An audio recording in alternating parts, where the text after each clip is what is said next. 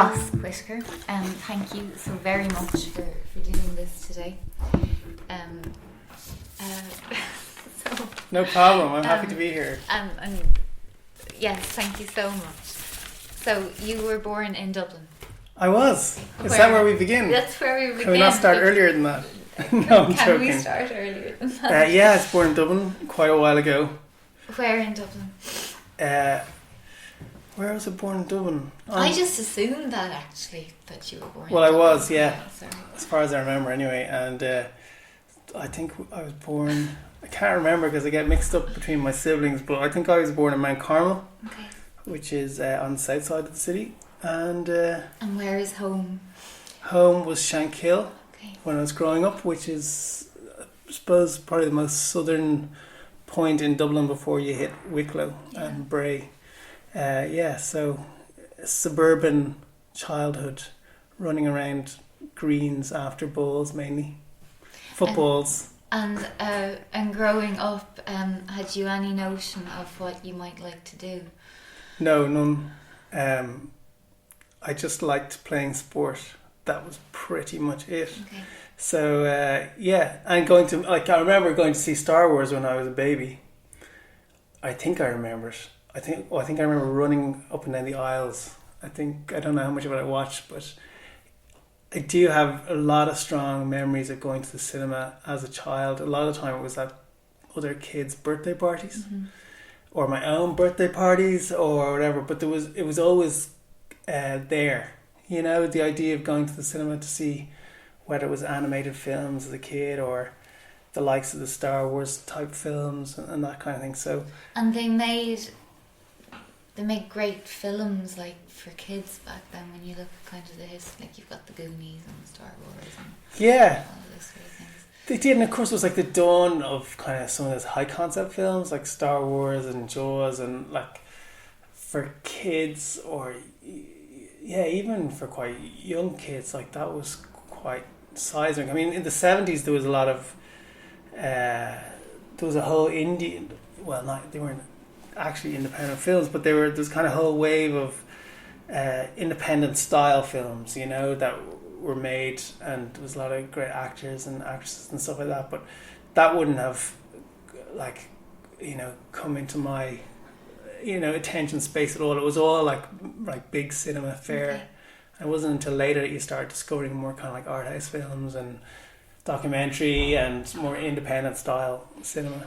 So then business, economics and social studies, in BSS Trinity. in Trinity, Where did that suggest That was itself to you? a friend of mine's older sister did it in college, and it's had 4 different titles: business, economics, and you could do political science and sociology. And because I hadn't a clue what to do, I thought, well, at least there's 4 things. Okay, I might like And one of them. I might like someone. And business, suggests that maybe someday you might be able to because when I was in school, in kind of the early 90s, there was quite, and obviously in the 80s and into the early 90s, quite a big recession in Ireland. And even though I think, statistically the recession that we have been going through has been worse, it felt worse then for some reason. And I don't know what that was. Back then they had things like self-aid. No matter how bad things have got now, there hasn't been, a major concert put on, for people in that situation now. I don't know what there's an atmospheric difference between then and now. Maybe it's just because I'm older, but when I was leaving school, there were so many people emigrating. There's a lot of people a few years older than me that used to finish school at 15, and it was only around my age that it started getting to the point where everyone pretty much seemed to finish school. And then the thought of getting a job, you're like, well, I remember when we were in school, somebody came in and said, you have to learn German. Actually, they were right. But they were saying, there's no jobs in Ireland. Germany is the only, economically successful country in Europe. Everyone should be learning German. And, that was what was laid out for you. So the thought of, leaving school and going to college, getting a job, seemed a little bit exotic almost. Even though, going to college seemed normal, but it's what are you going to do after that? Yeah. So, did you enjoy, did that course, did you like it? I liked aspects of it. Like, I was really interested in the marketing side of things. Like, I think I'm really interested. I'm quite a project-based person, which is what suits me about filmmaking, I think. And when we were doing kind of the business course, you see, you could do a project about, like, I remember doing a big project about the marketing strategy of football teams, and that was interesting to me. And and some of that kind of thinking you start to bring into your producing and so on as well, because you're like, well, if I'm doing this kind of projects, what kind of funders are going to be interested in that? What kind of audiences are going to be interested in it? So my mind was always interested in audiences, I suppose, like customers, audiences. Like, so in college, I liked the political science and I liked the sociology because that appealed to the side of my mind that's interested in people and stories about people. But then in the marketing aspect of it, it was kind of the part of my mind that's interested in like how people consume things or enjoy things. And so I think the course actually did appeal to me in that way. Mm-hmm. The economics, there's like kind of an economics background in my family, but I wasn't interested in it at all, really. I was much more interested in, I suppose, the softer elements of it. And you did an MA in film studies in UCD, but did you? Is this stuff all online? Yeah, it is. Yeah. Oh my god! All online. Wow. When did film making kind of suggest itself to you as something you wanted to do?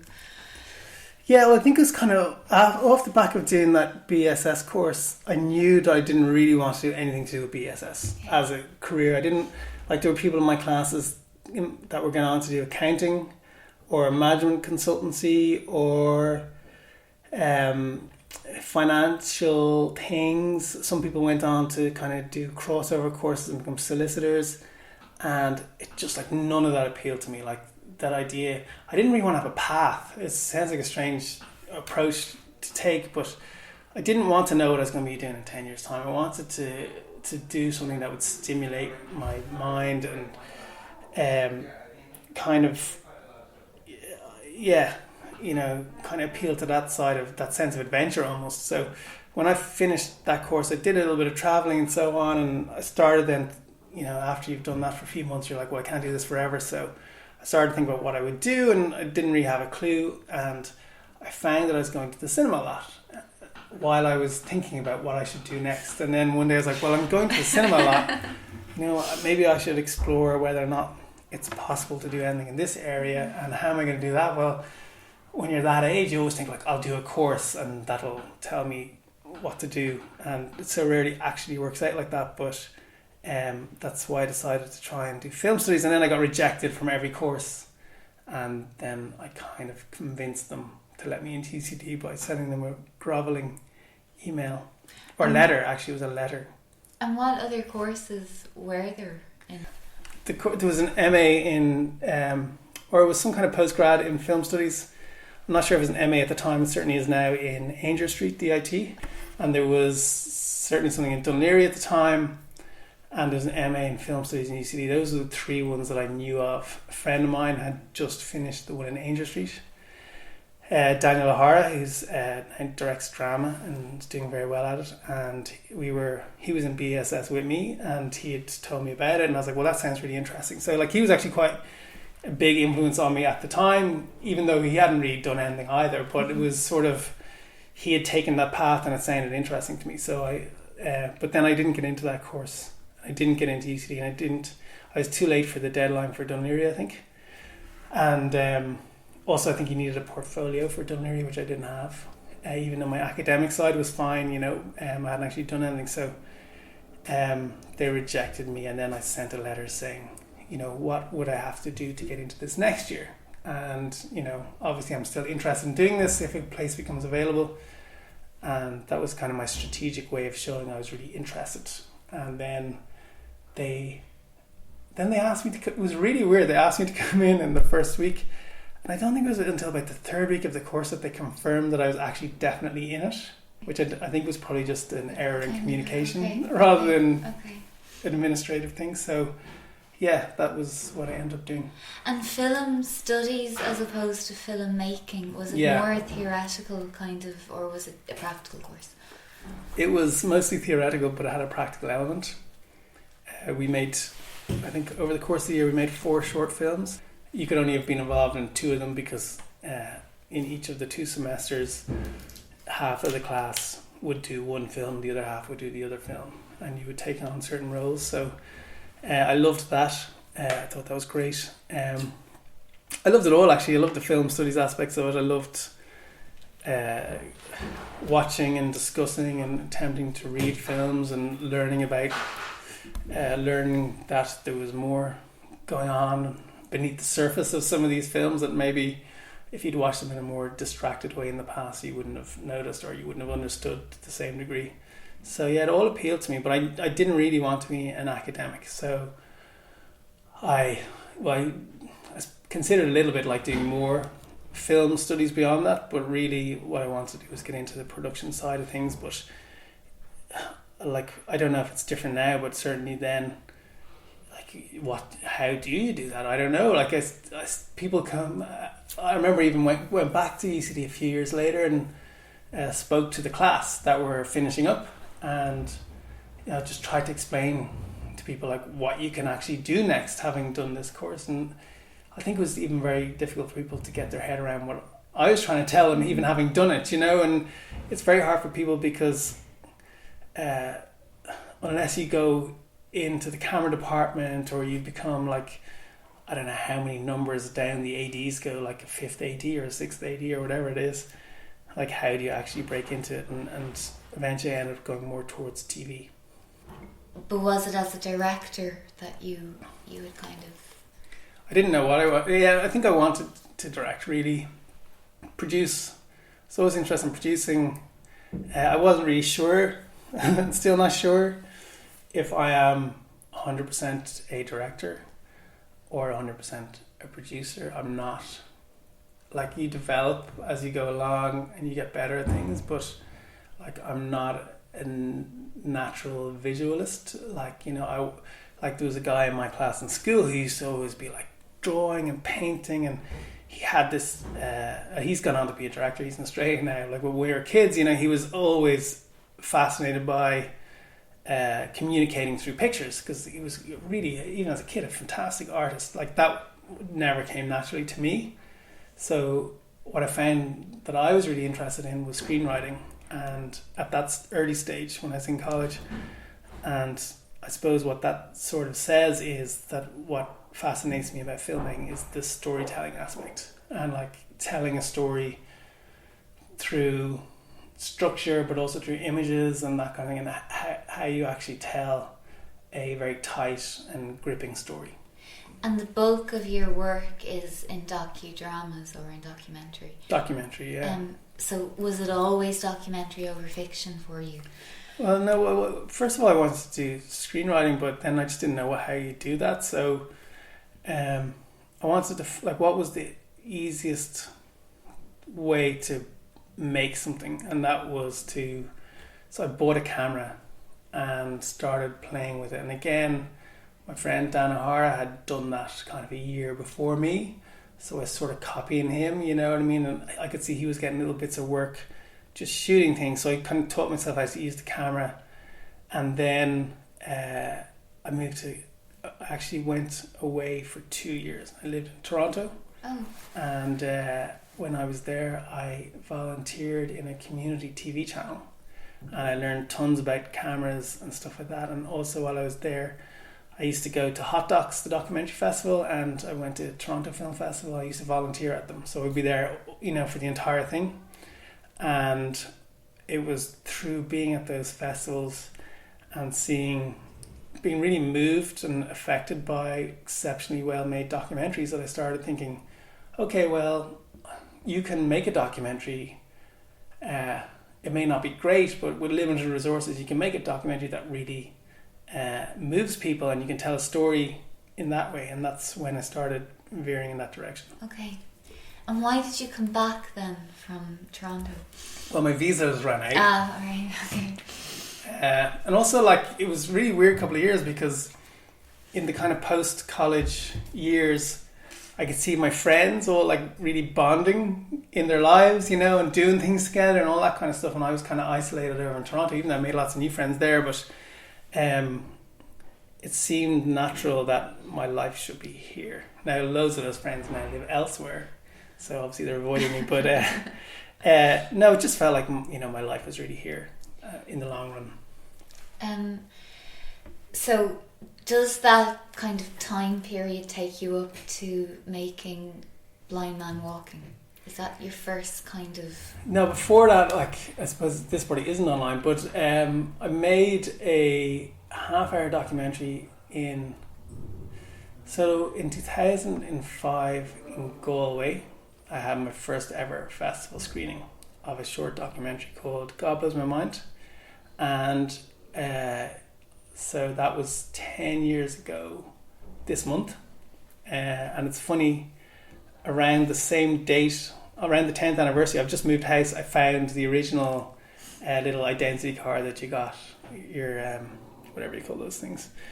And was that hugely exciting to have your first? It was huge. Yeah. Like, it was, you know, when I considered making a film, my only ambition was, because I loved film festivals, and my only ambition is like, if I can make one film and get it into one festival, that would be like my ambition. That would be enough for me. And so having that screening was really exciting. And, you know, we didn't have enough money to grade the film or even to properly mix it or anything like that. And I can't remember if it was 9 a.m. or 10 a.m. on a Sunday morning, because the documentary slot for shorts in Galway isn't a very, sociable slot, because most people are out on Saturday night, and like a lot of the time there isn't a huge amount of people at those screenings, maybe, 40 people or something like that. But the thrill was massive. So yeah, that was 10 years ago. And it went down really well. And then it was shown in Stranger Than Fiction, the documentary festival, by Grania Humphreys, who received the film really, like, we contacted her to say, like, you know, is the film in or not? And she's like, oh, I really like this film. You guys are definitely in, like, congratulations. So we had another one, and that was packed. And it went down really well. What was it about? Well, a friend of mine, Liam Nolan, who I went on to work with a bit over the course of about a year and a half, he had already made one short documentary as part of his DIT course, and it had been in Galway the year before, and we'd become friends in the meantime. And I'd sort of said to him, you know, if we work together, we can make a bit of stuff. And really, with a two-man team or, you know, two-person team, you can do a lot, because you need one person to record camera and one person to use a microphone, and then you've got sound and vision, you know what I mean? And then you need someone else to edit it at some stage. But we were looking for an unfolding story that we could get access to. And Liam was walking home one day after one of these numerous conversations we had over cups of tea, and said, I bumped into these American Christians on a Collins Street, like kids, like 18, 19, trying to kind of like spread the word on a Collins Street to people, and people just don't know how to respond to them. And he'd bumped into them, and he started chatting to them, and we ended up going for a cup of coffee with them. And I said, you know, maybe this is it. Maybe this is the unfolding story. They were over in Ireland for 3 months. At this point, they'd already been there for a month.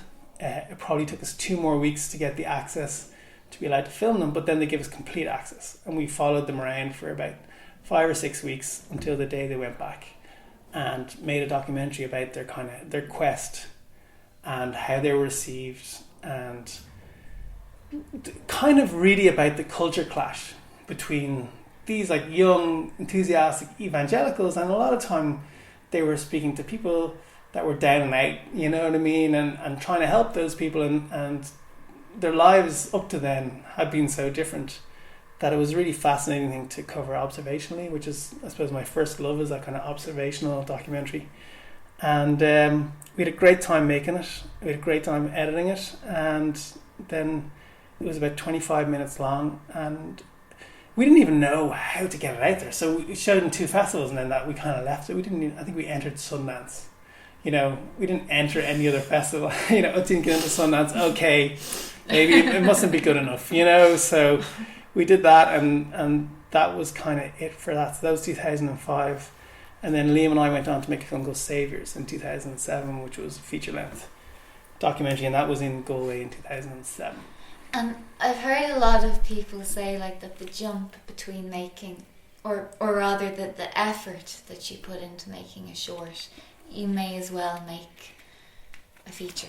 Was it a massive jump? Or? Yeah, well, I mean, the funny thing about it was when we were shooting God Blows Mind, it actually overlapped with the start of us shooting the feature. So we were actually kind of, by the time, is that right?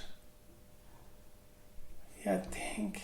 Yeah, so start at the end of doing God Blows Mind overlapped with Saviours. So when we started making the feature, we didn't even know. We just started filming. It was a film set in a boxing club, and we followed them for, I think it was a year and a half in the end. But that is and isn't true. I mean,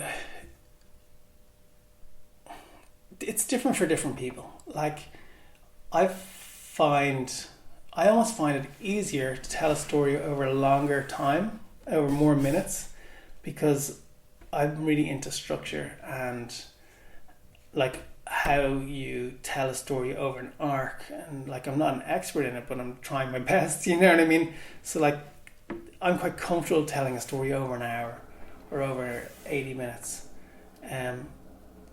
I think telling a story in 10 minutes is a different skill. So I think for different people it works differently, but I think people who are interested in making features should probably try and get to features as quickly as they can, because there's a lot to learn about telling a story over 80 minutes. And if you make 20 shorts, I think you're probably just honing the same skill, you know, in some ways over and over again. So I think us sort of going straight to a feature, and that was in 2007, so that's 8 years ago, certainly gave me a lot of confidence in terms of telling those longer stories. And in terms of, so when you make a fiction film, yeah, you start with the script, right, and that gives you a structure and an arc, and almost you know what you're doing. But with a documentary, you don't have that.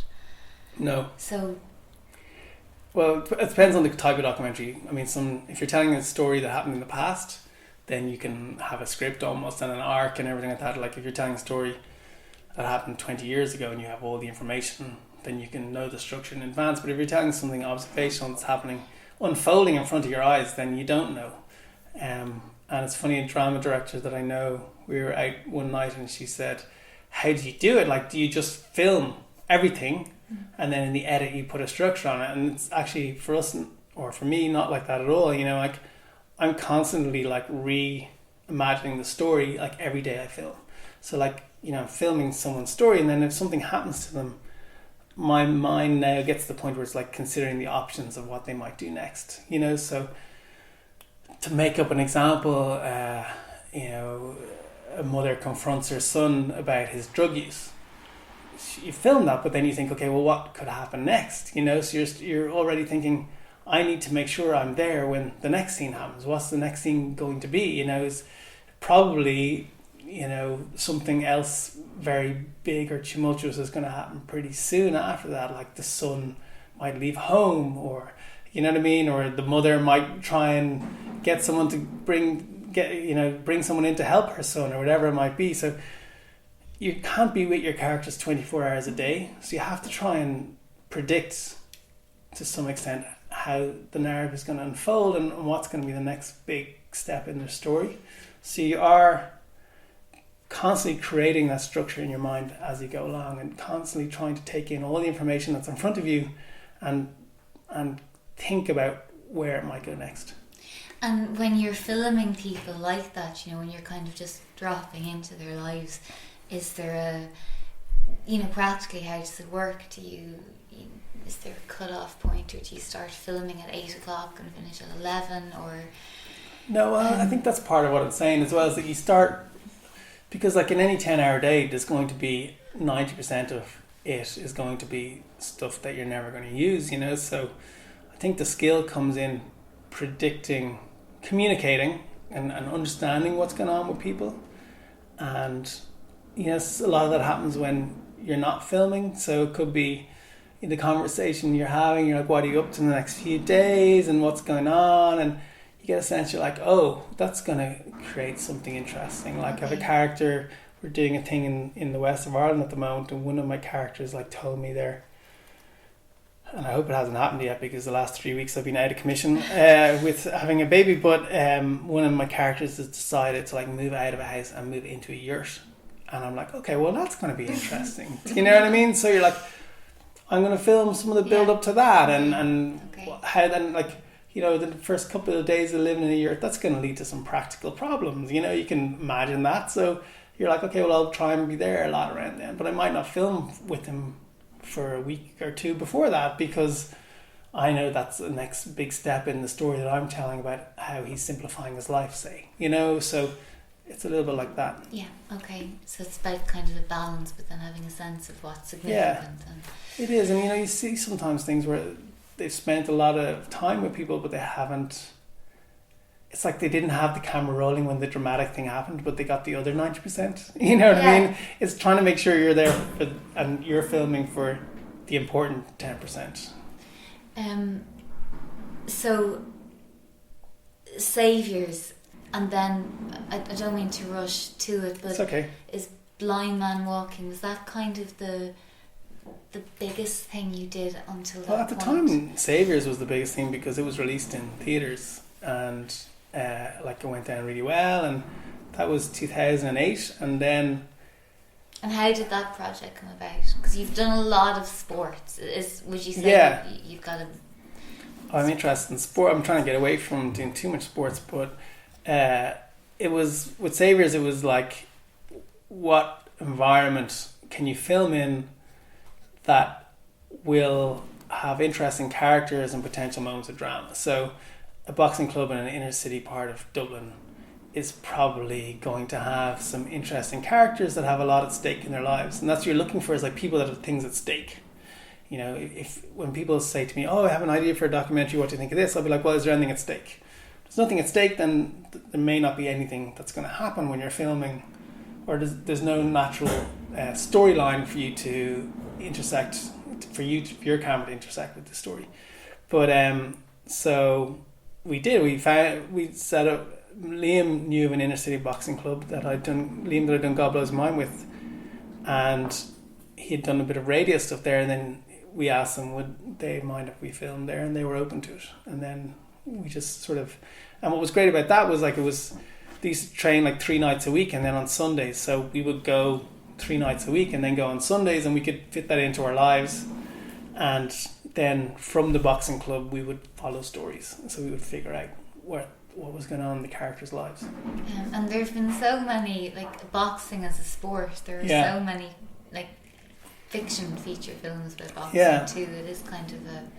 Yeah, it's I always wonder when people are just going to stop making boxing films. Like there's one in the cinema at the moment, but like you just wonder like how, at some point the boxing well is surely going to run dry. But I think is it kind of the lonesomeness of the boxer? I don't know that you. Like, I think it's the people who are boxers tend to have a lot at stake. Okay. So most boxing clubs tend to be in areas that are like socially deprived, or maybe not always socially deprived, but let's say not like in the most successful economic areas. And therefore, like characters that are there, and boxing is like a monastic activity, you know, you live like a monk. So you may be in an environment like in Dublin's north inner city, where there are a lot of social problems, and you, the boxer, are the one person in your area that doesn't drink, doesn't smoke, trains, 5 times a week, if not more, and has to maintain their weight at a certain level. So that's a big ask for someone in a world of temptation. So that's interesting. And now you've done it. You've just done. Has it been released? You've just done a feature about Colin Cooper. Oh no, we did a short documentary on Colin Cooper. Yeah, it was just for YouTube. Okay. Yeah, and it's been on there. God, it's very noisy here, isn't it? Yeah, film base is being renovated. We need to say this. Let's see. Oh yeah, okay. But yeah, we did a short doc on Colm, the Gucci Cooper, just for online. And he's the Kerry footballer, genius Kerry footballer. So that he was injured and that was about to come back from injury. It was kind of a project we were hired to do, but it was great fun. He's a great guy and it was interesting. But yeah, so we did that. Then so Saviours, and then Blind Man Walking that you mentioned, we did that. That was great. Because I'm interested in kind of in terms of sports. A friend of mine said recently that that he knew of, there have been no real documentaries done on the GAA or on the likes of the Kilkenny hurling team or Henry Shaflin. Well, there have actually been documentaries on GAA. There have been tons of documentaries on the GAA. Oh, okay. But there's only been one that I know of that has been theatrically released, and that was A Year Till Sunday, which I think was like around 2000 or something like that. And it was very inspiring documentary because I think it's Pat Comer, and he was involved in the Galway football team. God, it's so long since I've seen it. Okay. And he had been on the panel, so he'd been actually in the dressing room. So it was a true kind of behind the scenes documentary, and it really stood out as something special, amazing documentary. But the problem with trying to film GAA is access, because it's it's funny, someone said to me recently, like quite a big UK producer is like I heard through the grapevine, in doing like a big, like massive budget behind the scenes GAA documentary. And I said, someone mentioned, I was like, everyone wants to do that documentary.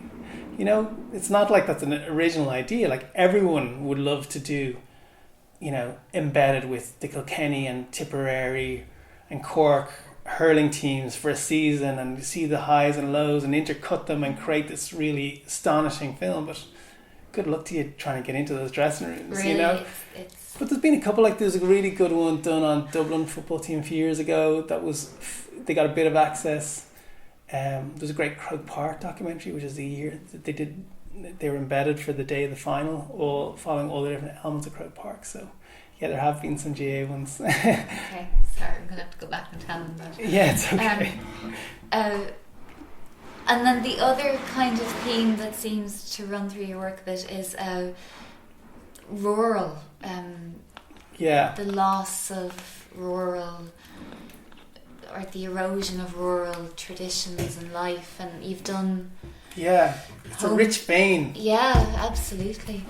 We did the Bye Bye Now, we did a phone box documentary. God, like, that was astonishing how that film did, because it ended up like winning awards at all these festivals around the world, and you're like, why is anyone interested in Irish phone boxes, or why is this touching people? And I think it's all about communication and why did people use the phones? Was it always called loved ones and that kind of thing. So it really touched a nerve with people, and then a company started making replica phone boxes after seeing the film, which was pretty mad. So in some way we helped to preserve the phone boxes, if not the originals, then the replicas. You can't find them anymore. They're not. There's very few. The old school. There are some, but not that many. There's one in Chapel, is it actually, which is quite nice. And there's down the country you see more of them, but like they're not really used as phones anymore. They're a lot of cases. Villages have held on to them because they thought they were a nice piece of the furniture of the town. You know what I mean? And I think that's true. If you walk down a village main street and there's nothing there, or there's a nicely coloured and maintained old-fashioned phone box, it's like people say, like a horse makes a field more pretty. Well, a phone box makes a village more pretty. And how did you happen upon that story? Well, Aideen, that I work with from time to time, we were working in a production company together, and she came into the office one day and we were just chatting. She said, have you seen that story about all these phone boxes going away? And I don't think, she wasn't really saying it in like we should do something on it. It was just like a talking point, and we were talking about it and that kind of thing. And then I told her a story. My mum has a funny story about a phone box, and then she came back with a story that her mum had about a phone box, and somebody else told a story, and then I went home that night and I was thinking about it, and I was like, you know, if everyone in the office had a story about phone boxes, like what kind of stories must be out there around the country, you know? And I think it was like 2 weeks until the deadline of the Irish Film Board Reality Bites scheme, which was where they would fund short documentaries. And I rang Aideen, or we met, I can't remember. And I said, how would you feel about it if like we wrote up a treatment and threw it into the thing? And then we got shortlisted, but we were both away and we couldn't go to the interview. And we had to wait a whole other year for the next time it came around. And then we were shortlisted again, and we went into the room and they said, so we've been waiting a year to hear this pitch. And we were like, oh wow, no pressure. But yeah, so we did that, and then, you know, we just loved making that so much. It was just so fascinating and such a great feeling to meet people and talk about something that they cared about, and to celebrate something that everyone was just walking by but suddenly did almost change perceptions about it. That it's almost like we've been trying to recreate that feeling ever since. So we made another film about turf cutting, and I mean, stylistically they're very different. Like we're trying to, you know, try and move and change and do different things each time you make a film. But I suppose thematically they have some similar themes. And then we're actually got another couple of ones that we're looking at that are in the same vein as those, you know. And I think we just love doing that, you know. But it's also, you know, like we're quite dedicated to doing it well, or to doing it with. To bring as much as we can to it, because it's easy to go out and interview a load of people and throw a few shots on top of it. Like too often, you know, I see student documentaries or inexperienced people's documentaries, and they're simply people just talking and some shots thrown on top of it, and that's a documentary. And it's easy to do that, but it's more difficult to do something that sort of resembles that, but somehow is elevated, and the storytelling really grabs you, and that there's a story being told by images as well as words. You know, a lot of people think documentary is, you know, stories being told with words, but the more you can tell the story with images, the stronger it impacts people. So yeah, it's an area we're really interested in, but I think we're also trying to evolve how we tell those stories with each one, you know, and do something different. But there are whole aspects of rural life that are traditional life that we are losing. With those films, I think we also feel like you're, without getting too self-impressed, like you do feel like you're documenting something, you know? Yeah. And like there are a lot of documentaries that are being made that aren't documenting something that is essential, hopefully, to remember. And, you know, if anyone wants to go back and find out about phone boxes in 100 years' time, hopefully they'll be able to watch our film. Yeah. I hope so, you know.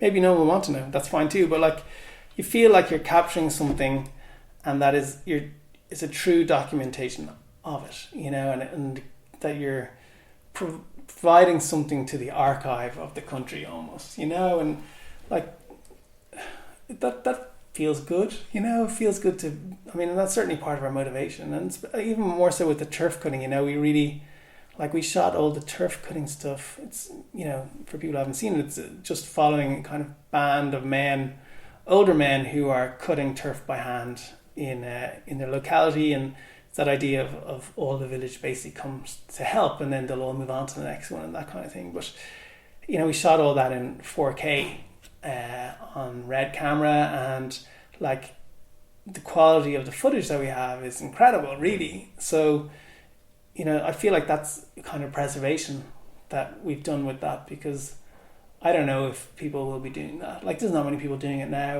or if there will even be like a semblance of it in 10 years' time. Yeah. So then the Mark Pollock, you were in college with Mark Pollock. Yeah, Mark, well, he was a year behind me actually, but we knew each other quite well. And so we've ended up making, I suppose, 2 main documentaries together. We've done a couple of smaller ones as well, but One was Blind Man Walking, which was where it was a story of him on the 10th anniversary of losing his sight. He's a blind athlete. He raced in a team to the South Pole, and he was the only blind. It was the first race done in 100 years, and he was the only blind person in it, thus becoming the first blind person in history to race to the South Pole. He is, if not the first ever, I think maybe there'd only ever been like one blind person even to the South Pole before him, in any way, shape, or form. But he walked in there, and Mark and I have been friends for years, and when I knew him first, he could see, and so like I'd always thought when I first decided to make documentaries, like doing something with Mark was always on my list. You know what I mean? Like, because I just thought the idea of losing your sight is something that probably crosses everyone's mind at some stage in their life. When you become aware of the fact that there are blind people, you think, well, what would it be like? And what would it be like if I lost my sight? So I thought, like, that's a kernel of something. It's not enough for a documentary, really, because, that's just a thought. But I always thought with Mark, if we could find the right thing, that we should do a documentary, and I wanted to do it in a certain way. And so he told me he was going to be racing to the South Pole, and it was probably, I think, about 9 or 10 months before he was going, and I was trying to raise funding for it, and I suppose even it's not that long ago, but I've learned a lot about how you raise finance even in the meantime. So we never really got a budget together for it, but I still followed it off my own bat, and eventually we made a documentary which showed on a one-off screening in the IFI, and then it was broadcast on RTE. And then subsequent to that, when we were in the edit, Mark then had a terrible fall from a window and broke his back. So now he was going to be paralysed and in a wheelchair as well. And at that point I was like, I'm not filming any of this. This is just too much, and it doesn't need to be documented. And also I felt like Mark and I spent a lot of time together filming, and that maybe it was better if we just went back to being friends. It's a different type of relationship when you're filming with someone all the time. And even though it works quite well for us because we have a lot of fun together, I suppose I was also interested in exploring other film ideas, and I knew that if I followed Mark for a story about his paralysis, that it would be quite a long undertaking, and it proved to be 4 years from his accident to the last bit of filming with him. So it did end up being a long project, but that ended up becoming a documentary called Unbreakable that we released last year in October. And I think that's the last bit of filming I'm going to be doing with Mark for now. And the challenge is the wrong word, but when you're filming somebody who is that vulnerable, like, is there a privacy line that you're conscious of not crossing, or? Yeah, it's kind of, I suppose it's hard to explain, and it's a good question, because I do think there are lines, and I think that TV sometimes crosses a lot of lines it shouldn't cross in the name of sensationalism and viewing figures and things like that. That's just my opinion. It feels like every reality program wants someone to cry, and you think to yourself, is that necessary? But for me, I suppose, if you're already thinking about that, then you're already on the right road to getting it right, because I think you have to kind of follow your instincts, and you have to, it's an interesting one, because people have asked me in some of the Q&As, they're like, could you have shown it being even harder than it seems when you watch the film? Because it does. I hope that people get a sense of how hard it was for Mark and Simon going through this, but a couple of people who had a paralysed person in their family, said to me, it's even harder than you showed. Could you have shown that? And I had some restrictions in when I could film, as it turned out, access-wise with hospitals and that kind of thing. But I tried to get the balance right of showing a story that was showed how hard it was, but also reflected the positive attitude that Mark and Simon have at times, but I also have like another theory about emotion, and I have worked on television programs where, people are hoping to see someone cry because that will create emotion. But I think there's as a filmmaker making a drama or documentary, I wonder, how do you create emotion? Are there different ways? And one of the ways, I think the shortcut is you watch people being emotional. So when you see someone cry, if you're an empathetic person, you feel sad, you know. But a stronger or deeper emotion is to go on some kind of path with a character, and through what happens to them or through their own actions, without ever even, they could be the most stoic person in the world, but that path could still affect you emotionally. And I think that's a bigger aspiration to have, is if you're trying to create emotion in your film, is to do it through storytelling rather than just by showing something emotional, you know. And I think that there is a distinction, and in the making of Unbreakable, that was something that I was thinking about a lot, particularly in the edit. Is like, you know, there's a moment in the film which, funnily enough, is quite a positive moment for Mark and Simon.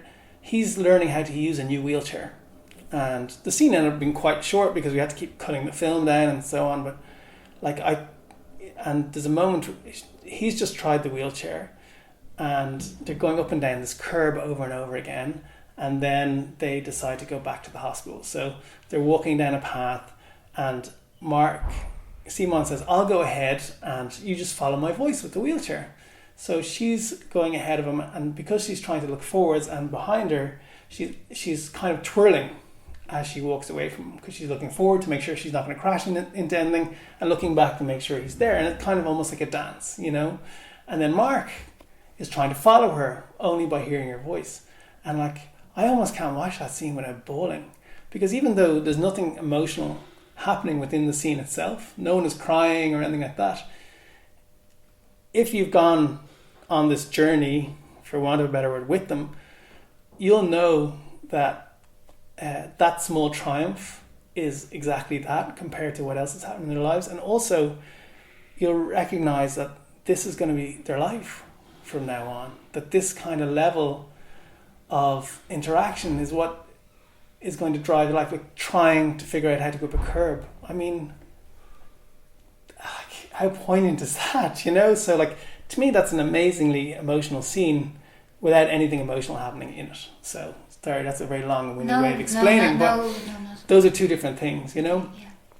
So something entirely strangers than fiction. Yeah. Did you take over from Grania Humphreys with that? No, Grania did it. I don't know how Grania must have done it for 3 or 4 years. And then, so yeah, it felt like a full circle going on to program it. But after her, James Kelly did it. And then another guy called Niall, a Scottish fellow whose surname I forget, very nice guy from Scotland.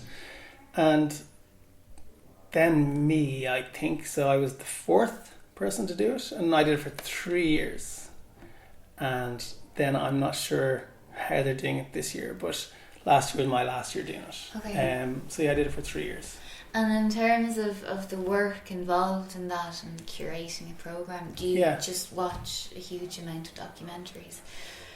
Yeah, you do watch a lot. I mean, how many you watch depends on how many you liked the first time you watched them, you know, because the program, we didn't take entries in the international categories. So because it's a small festival and there isn't, it was a part-time job for me, so there's only so many hours I can spend watching films while still keeping my head above water financially. What we would do is we would look at lots of other festivals and what their programs were. So starting at the beginning of the year, you have Sundance and Slamdance, and then you have Berlin, and then you have Tribeca and Hot Docs, and you're kind of looking at all these programs. And I mean, between them, South by Southwest as well, and you might have 250 feature-length documentaries across just those 6 or 7 festivals that are world premiering at those festivals. So you look through those programs and you start requesting, you get in touch with those producers and you request those films. There are certain films that you recognize, even just by reading about them, that they don't necessarily suit the tone of the festival that you have or you're trying to create. And what was the tone, or did that vary? Yeah, well, to your... it was two things, I suppose, that you're trying to do. Well, one, the film is called Stranger Than Fiction. Or, sorry, the festival is called Stranger Than Fiction. So that suggests a certain type of film. A film that is surprising. If the truth is stranger than fiction, then, well, that's a surprising idea, So you're looking for films that are a little bit surprising, maybe a little bit unusual. I wouldn't really be that interested in like straight music documentary or like a straight biopic type documentary. So you're looking for things a little bit on the edge maybe. But then the second thing you're trying to do is, over the course of, say you might have 15 features over the weekend only, over the course of those 15 features, you do want to have variety. You do want to, say, appeal to, viewer A that likes a certain type of thing, who would never watch the same thing as viewer B, who would never watch the same thing as viewer C. And if they're going to come to one film each, you don't want 10 films the same, because then viewer B won't come. You know what I mean? So you're trying to, I suppose, honor those two ideas. And like you might be looking at, so you want to make sure probably you have one music documentary, but then you're looking for a certain type of music documentary, and that might play really well on a Saturday night. I quite like films that have a sense of humor and so on, so I always be trying to put in a couple of films like that. And sometimes, the opening night film is a certain type of film. An opening night film is the kind of film you want people to, in my mind, walk out and start talking about the festival. I went to see this film last night. It was shocking, hilarious, fascinating, and they're going to have this all weekend. They're going to have these kinds of films. So you start learning after the first year that different types of films suit different types of slots. What makes someone go to film after work on a Friday? And like as a nation of cinema goers, is there a big audience for documentaries? Well, it's a very interesting question. There's Irish people, despite what some people think, are great at going to things if they, well, one, they have to hear about it, and two, it has to appeal to them. But I don't think Irish people, to my mind, are cynical about certain things. Like, people say Irish people won't go to see Irish films. I just don't agree with it. I think they're completely wrong, and I think that's been proven many times. That like film like The Guard was huge. It was one of the biggest films of the year, probably one of the top 20 films of the Irish box office ever. I could be completely wrong about that, but maybe at least it was at the time. So, and the other thing I'd say about it is that Irish people are great at going to festivals.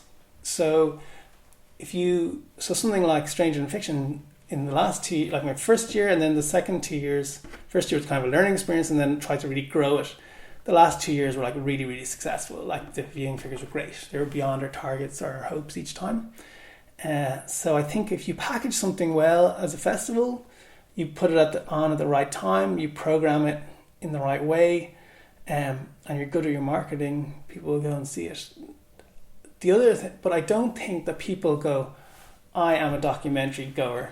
I think there's a very small group of people that will go and see every documentary that comes out at the cinema. They will go to films that they think they want to see. Now, that could be a film about Nick Cave this week, and it could be Batman next week. I think that I wouldn't say we're like necessarily a nation of documentary goers. I think we like to go and see good stuff. Seeing as many films as you do, are we quite limited in what we receive in terms of the films that get to Ireland? Well, look, how many features are made every year? 10,000? Like 10,000. Like, for the size of the country, we are blessed to have the IFI and the Lighthouse, and maybe to a slightly lesser extent the Screen. Cinema World will show some art house and indie cinema. There's a new cinema opening in Galway. Cork is probably a little bit underserved at the moment, but I imagine that will change at some stage. Like, I think for the size of our country, we're like amazingly, we have amazing options. And the launch of the dawn of digital cinema as well has allowed, it used to be like a film would show 4 times a day for the week. If you had 2 screens, that essentially meant you had like 2 or 3 films a week. Now you've got cinemas splitting up their program a lot more, so they might have 1 film and it shows once a day, and that means you can put 4 films on a day and you can offer a lot more choice. So yeah, I think we have an awful lot of options, and that has caused a different problem, and that's caused a marketing problem, that's caused a time problem. Like, I don't know, I feel like there was like 2 or 3 documentaries released last week.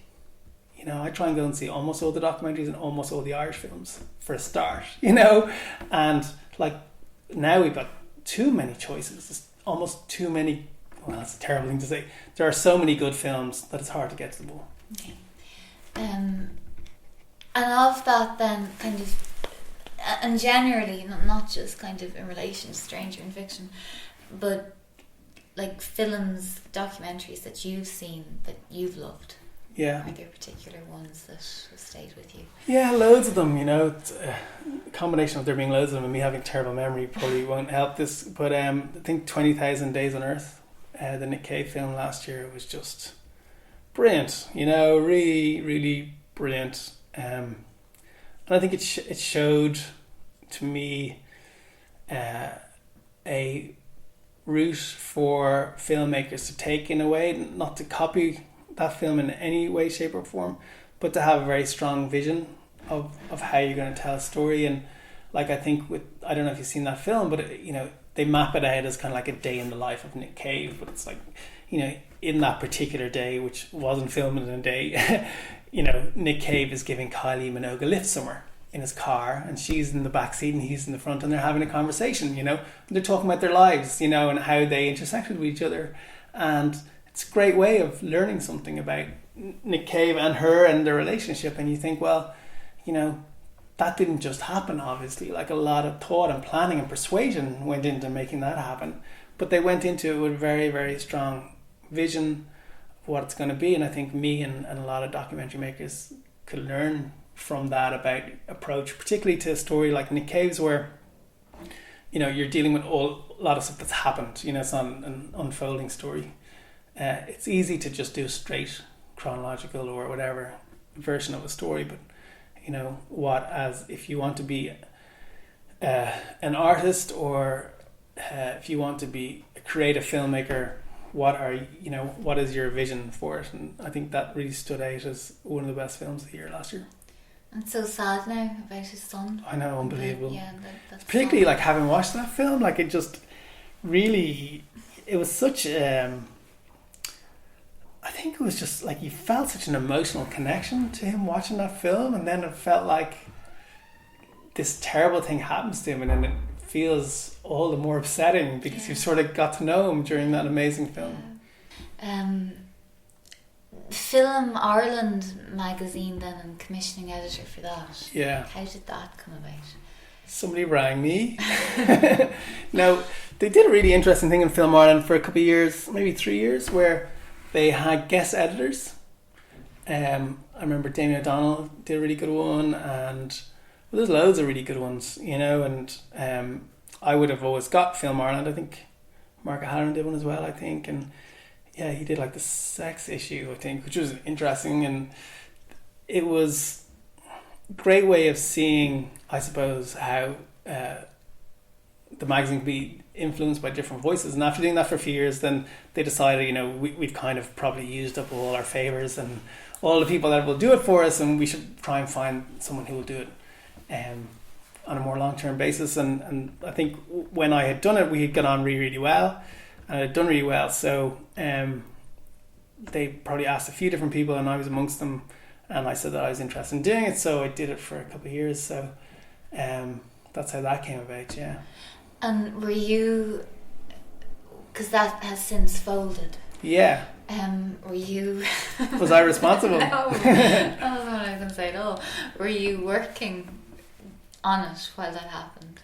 Yeah, I mean, I don't have any great insights into that. See, as a commissioning editor, you're kind of like part-time. Okay. So there was an internal staff on Film Ireland that were in there sort of every week of the year, and then I would sort of probably commit about 8 weeks a year to it, which would be like, I suppose, like a week of planning and commissioning, and then later, when all this stuff came in, a week of like working with Niamh Creeley, who was the kind of sort of, you know, hands-on editor in terms of getting everything ready and helping get the pages all set up and so on. So that would probably be like, I tried to keep it to about like 8 to 10 weeks actual commitment during the year. So I wasn't here internally. So, but like, it's funny, in the time that I was doing it, it was during the recession, but it was, our advertising actually stayed pretty constant throughout it, and it was kind of a shame to see it go. But as everything is squeezed during a recession, so too is arts funding, and maybe more so. And the Arts Council was one of the funders of Film Ireland, and as well as Filmbase. And I think as things became tighter, I don't think Filmbase could keep the magazine going. And just in terms of funding and all of that, is it the challenges of getting that? Is it harder now? Is it easier? Has it become easier for you the longer you've been working?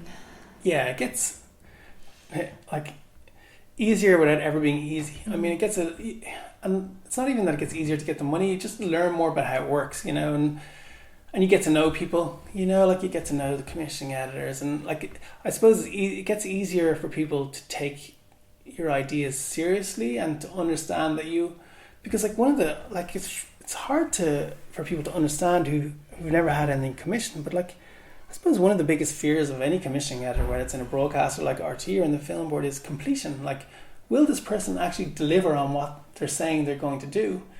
They might think this person has lots of potential and so on, but if I've never seen a finished work of yours, how can I know that my money will be well spent? And I think as you do more projects and you deliver them, then that element goes. Okay, so now people know, okay, well, I know he'll deliver it. Now, do I think it's good enough? Do I think it's going to be executed well enough? Is the idea, because you have the idea and then you've got the execution. Is the execution going to be interesting enough? Will anyone want to see this? Because, at the very least, the most art house film in the world should have, one viewer or you'd hope more than that. But like, you need, you're talking about a lot of money in some cases, and certainly for TV, you need to try and get, it needs to be watched by an audience at home, and for film, people have to part with their money. So for a commissioning editor, it's always a big call to give anyone any money. So it gets easier in that you learn more, but the challenge is still there and it's very, very competitive, so not only is this a good idea and will be well executed, but I've got 15 of these on my desk, we can give money to 3 of them. Which 3 is it going to be, So in terms then kind of making a pitch, like if you're just starting out and they don't know you, what advice would you give to somebody who's in that process and making your work? I think it's very, very tough, but I think it's funny, I'm watching this TV show at the moment called The Pitch. It's on Sky Atlantic, and I think it's at like 2 a.m. in the morning. And because I've been doing a lot of late nights with our newborn child recently, I've come across a lot of different programs that I haven't seen before. Anyway, I saw this thing called The Pitch, and I was fascinated by, it's when 2 advertising companies pitch for a piece of business with like a huge corporation in America. And in the few episodes I've seen, in many cases, it isn't the best idea that wins. In many cases, it's the most comprehensively presented idea. So the people whose materials are really, really strong. So if you're going in with a short drama, is your script, is that really as good as your script can be? Do you have any accompanying visuals? Can you get someone to help you do a couple of like mini placard, postery type things that show images of certain scenes that reflect how you're visually going to make this film? Do you have examples from other films? And that can be difficult sometimes because you don't want to ever say, well, we're just copying this, which you're not, but sometimes you can give that impression even if you aren't. But it's really to aspire to answer all of the questions that the commissioner's mind is going to ask, and just knowing that your idea is great yourself, or feeling that way, or feeling that you can execute it yourself, isn't going to be enough. Like, your job is not to be brilliant. If you are, and I'm sure people listening to this who are hoping to make films in many cases are, it's to communicate that to someone else. So a pitch is very different to the making of a film. it's about a type of communication, and the more comprehensively you can communicate that, the more chance people are going to trust you to do it. I just want to jump back to Ali, the documentary you made about Ali coming to Ireland. Where did you get that footage? Which footage? The footage of him here. Well, I was working on RT Sport for the World Cup, and I'd had this idea for years. When I saw When We Were Kings, I think it was 95. So maybe around 95, 96. It's probably about almost 20 years old now. And it was one of the films that really influenced me to want to make documentaries. And it was about Muhammad Ali fighting in Zaire in the 70s. Like 20 years ago. Yeah, maybe it's 18. It might be like 97, but it's in that bracket anyway. He'd fought in Zaire in, I think, 73. And so maybe it was 98. It might be the 25th anniversary of it. So anyway, after that, I remember going and looking up in a book, because there wasn't that much internet at the time, which is amazing to think. But did he ever fight in Ireland? And seeing that he did, and thinking, like, I wonder if there's a story around that. And saying, well, one day I'm going to find out about that.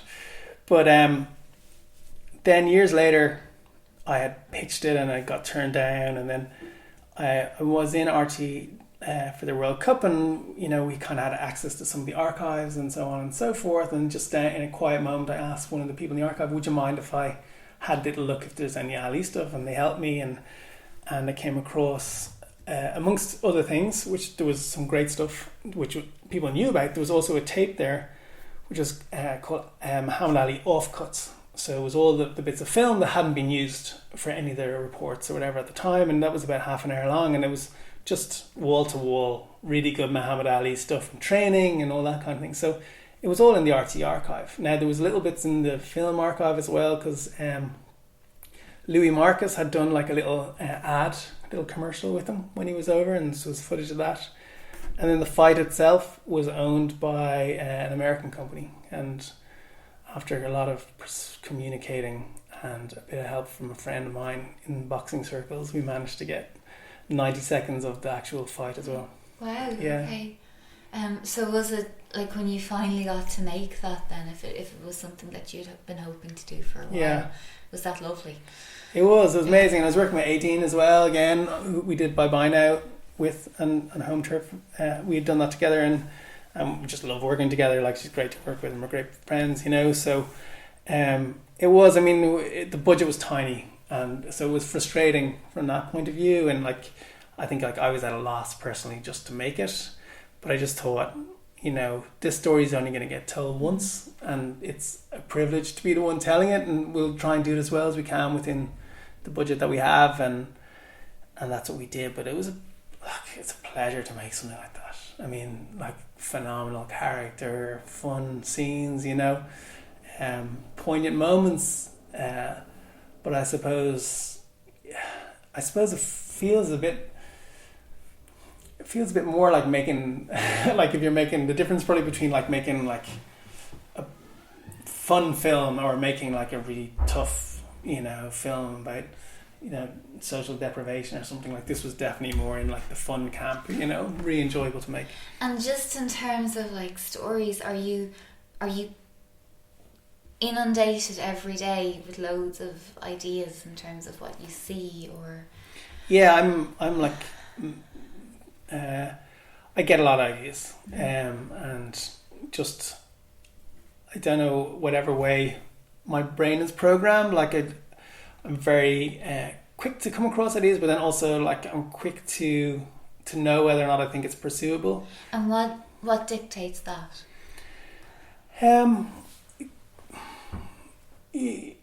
Some I'm looking for ideas for films that will take place over 80 minutes, say.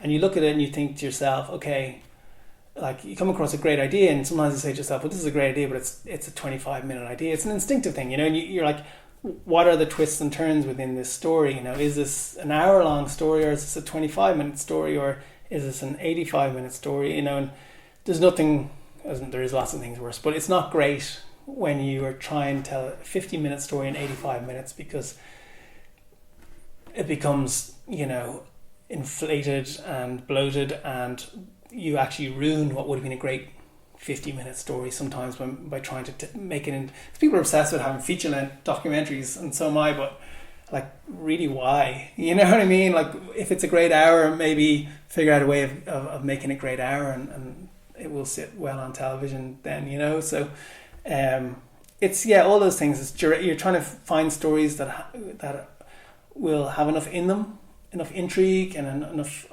for want of a better term, twists and turns within the story for people to stick with it over a longer period, and really enough strong characters. And like, if you're making a film and it's about someone who's a great story, but they may not be strong enough in terms of how they tell their own story, or the people around them that are also helping them tell their story, if it's that kind of led by people's voices type of film, then it just won't work, So I suppose as you do more of it, your brain gets trained to think about those things quite quickly, and what kind of ideas might work. And so I tend to come across, my brain works in trying to find like fully formed stories. Other people like think of themes, or like a subject material, like it could be, disco dancing in the 70s, say, and they go like, I'm interested in that, and then they go and find the characters within that world, where I'm kind of looking more, I keep an eye for more sort of fully formed stories, and then find out if there's enough there. And are there projects or stories that you've just had to let go over the years that you've been working on, and it just God, that's a good question. I don't know. I don't really let them go. That's why I'm so broke. There's those kind of ones that you come across, and actually there's loads. Like, mainly the problem I've come across is there's an idea. I wanted to do something on the World Irish Dancing Championships years ago, and I got in touch with them 2 or 3 times, and actually even I think at the film board at the time I spoke to some of the production executives there, and they were loosely interested. Like, we hadn't put in a formal thing, but informally they're like, oh, that sounds interesting, tell us more. And but I couldn't get access at the time, and they kept saying no. And then but every year I think the chairperson or the decision maker would change. That was the way their committee worked. And then one year I didn't ask, and then about a year later BBC had done a feature-length documentary called Jig, which did very well. So, but then also if you come with the BBC on board, then sometimes that changes everything. I also had an idea to do something about the last days of the Vietnam War, which I never got up and running, and then became Last Days in Vietnam became one of the most successful documentaries at the US box office last year. I had an idea to do a film about Irania, which is this white enclave in South Africa, and then a German filmmaker made it about a year and a half ago. So sometimes it's not that you let it go, sometimes someone else just gets there first. And in terms of kind of the amount of projects that you would have on the go at one time, is there what I've tried to do more recently is I'm aspiring to tell stories better than I have, and one of the things I think I need to do that is to spend more time in development with the ideas, and it kind of suggests a different approach. So if you come across a story, you try and get access to the story, and you try and get the people involved in the story kind of signed up. So they say, yes, we are signed up to you, and if we won't do the film with somebody else. And then you develop the film. You're not in fear then of somebody else going and coming across the idea and doing it. So, and it gives you a bit more time to develop them and to find other characters, and maybe you do a couple of interviews and you cut a promo, and you take a slightly slower approach in the hope that in the long run you'll get a chance to tell the story better.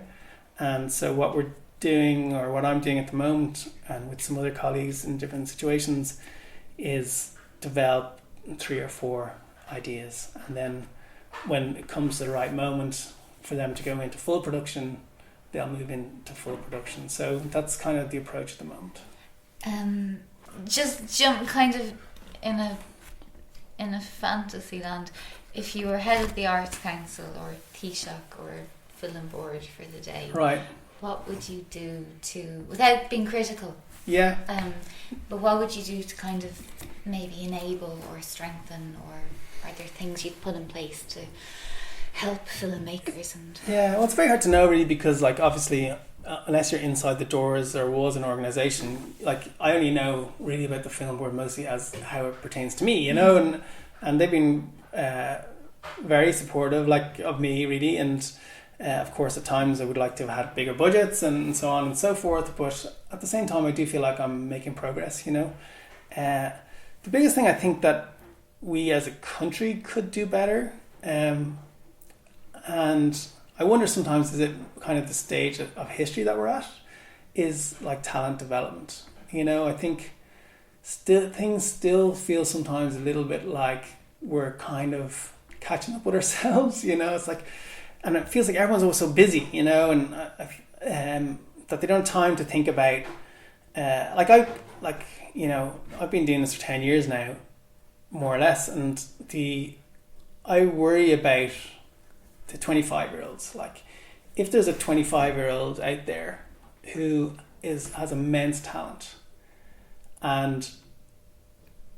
but needs that talent to be developed, you know, isn't going to make a film straight out of the blocks at 25 and is recognized, you know, is a talent that's going to take 10 years to develop.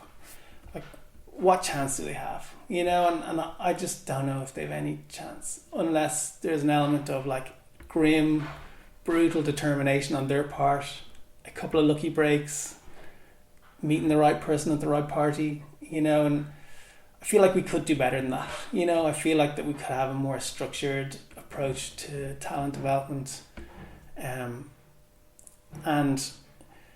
you know, I don't know if I would have been talented enough to be part of something like that myself, but like I would like to think that that's there for the people who need it, and that you know, if the right person needs that kind of development, that it will be there for them, that, you know, they would know that they wouldn't feel that if they fucked up one film that they'd never get a call again or they'll never get a chance again. And I feel like sometimes it can be a bit like that, you know. If you make a short, you know what, I've seen it. I've never had this experience myself. Thankfully, I've never really screwed one up completely, but I've seen people have made a short and I've had a film at the same program as them, you know. And once you leave and people go to the bar or the, you know, outside for a chat or whatever it is, people will talk generally about the program, and there might be 8 films, and there's always one that people go like, oh yeah, that didn't really work, and like, you know, I expected better from those people, and la la la la. And you're thinking, and like, it struck me as like, particularly in the case of a certain, in fact there's 2 or 3 examples I can think of where like, I know those people are really talented and something went wrong. Now either maybe they could have benefited from more mentorship during the making of that short film. I think that's something, like when people get commissioned for a short, it seems to be like, here's the money, go and make it. Whereas I think there could be some mentorship or workshopping during the making of the short, where more experienced people could say like, these are the mistakes I made, or these are things I found that benefited me, so that if you're in that situation making that short, you're like, okay, well, we won't go down that avenue, you know. So I feel like that's a big thing, and it feels quite sink or swim sometimes, and you're worried that you're going to fall off the cliff and that's going to be it. That's like mixed metaphors. No, sink or swim, fall off the cliff. I suppose you'd have to fall off the cliff first, but no, that makes sense. That's the big thing, and I think that I've seen that within organizations too, like some of the broadcasters and stuff, and you wonder if the people within those organizations, like, are there, like, if you start an RTE, you know, is there a path? I haven't worked in RTE enough to really know. There could be. But like, is there a path within RTE for them to get the best out of the producers and directors within the organisation? It's a big commitment for an organisation, or it's a big commitment for the Arts Council, the Film Board, and it costs money, but I do think that there's a benefit. Mentors along the way, or people who have kind of been supportive? Yes. Well, the first was Dan O'Hara, my good close friend, who we were in college studying business together, so it's bizarre how things have panned out. But he now directs a lot of drama series. Like he just did Doctor Who, and he's doing something else massive now coming up that I probably can't even tell you about. But anyway, it's going well for him. But like, it was just brilliant to have someone encouraging that had got into it, even though we're the same age, like a couple of years ahead of me. And sometimes he can introduce me to someone, or like the first job I got in TV was because someone met him and he wasn't suitable for it, but he said, you know what, I have a friend, he hasn't got that much experience, but he's got the right skill set for what you're looking for. And that was how I got my first like assistant producer job, which started like a parallel career that has allowed me to fund both sides of what I do. So then within TV, I worked with a really great producer who was just to learn from. But I don't think I've ever really had like a full mentor. You know, you just try and learn as you go along, and I suppose I read a lot about what I do, so I'm picking up stuff as I go along. But yeah, you know, and that's it really. And was there a point where like when was the first time you said, when somebody asked you what do you do, that you said probably like last year? Not that long ago. Yeah. It's a hard thing, because like how do you know if you're a filmmaker? Like, okay, you've made a film, but like, have you been successful, you know, in making that film as well as it could be made?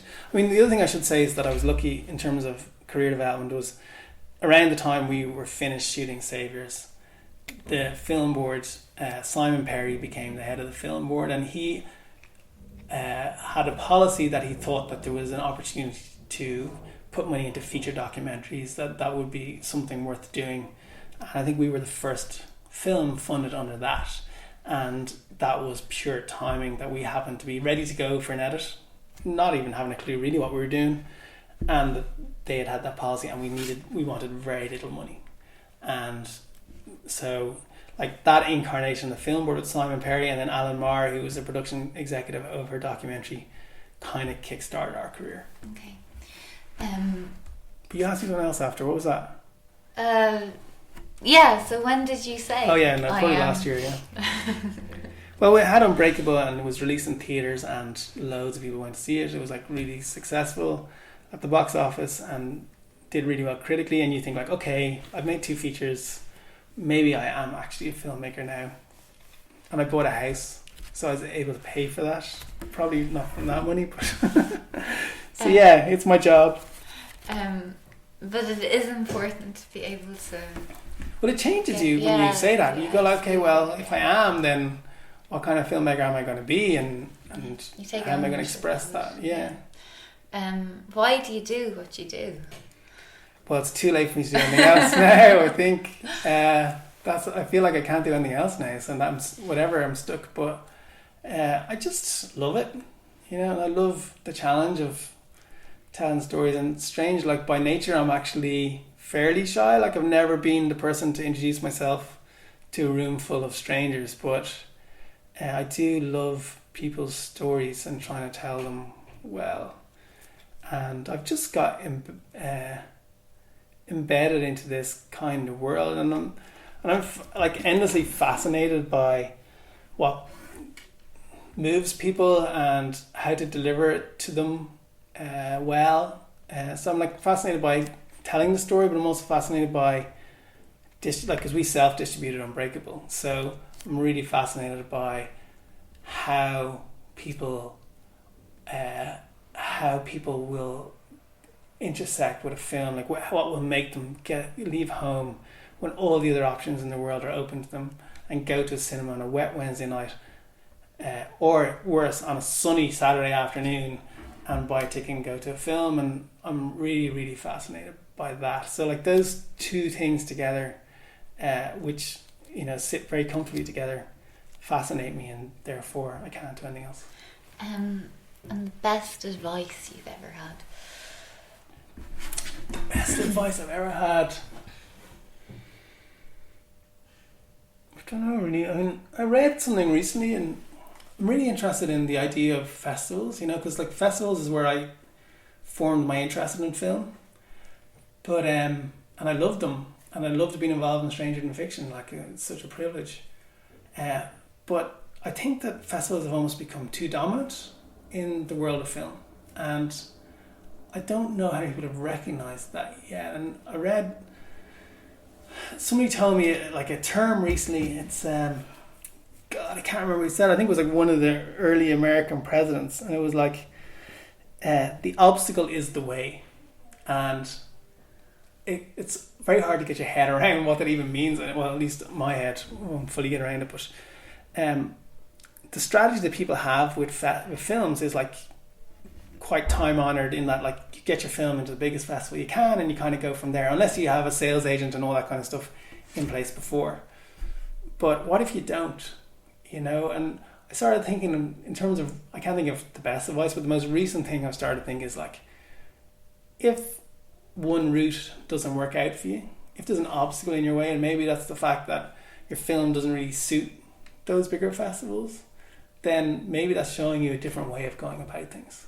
And I'm very interested in the other ways of going about things, and realizing that the audience, a lot of the audience that will go and buy a ticket to go and see a film outside of the festival arena aren't really that concerned about how your film did in a festival or whether it got into certain festivals. They just know that there's something on that they want to see, and they want to go and see it. You know, if someone's going to buy a bottle of water, they don't say like, what festivals did it get into? They just want a bottle of water and they want to go and buy it. So if you think about what you're making in that way, if you want people to see it, you have to think like, I made this thing and I know there's a group of people that want to see it. How can I communicate that to them and convince them to come to it? And I think that we need to start, at least I'm starting to shift my mind in terms of how a film can get to an audience. So in a way that when something else doesn't work out, you kind of have to turn around and see the... I think like in my mind, I'm reconsidering the entire film landscape. I feel like how we look at things is only one of many ways in which we could look at it. And the dominance of festivals is that people think it's the only way to get their film seen by people, and it's a great way. And as I said, I go to film festivals and I've been involved in them and I love them. But increasingly, as there are more and more films, and as festivals tend to, like, we program Strange and Fiction out of other festivals. How many other festivals are doing that? How many festivals in the second half of the year are looking at the festivals in the first half of the year and handpicking the best films from them? So if that's the case, then even within the festivals, a lot of the same films are being shown in every single city. So if you're not one of those, say, even if it's as many as 500 films, you know, there's still probably another like 1,000 really good docs worth seeing that are being made a year.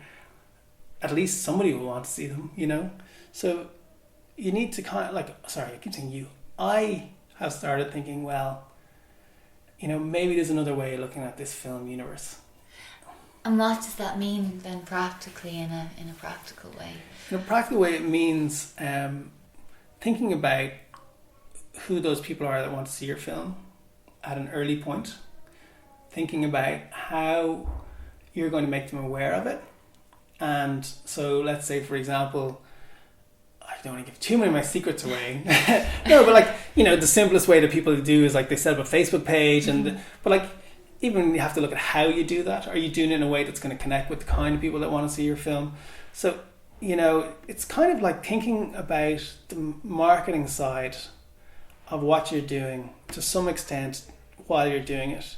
And, you know, if you've got a film, like there's a guy who made a film about red-haired people. Yes. You know? Yeah. And he didn't get into any, I don't even know if he entered any festivals. He's just like, you know what? The people who want to see this is red-haired people. The people that have gone through this experience in their lives and are going to somehow connect with it.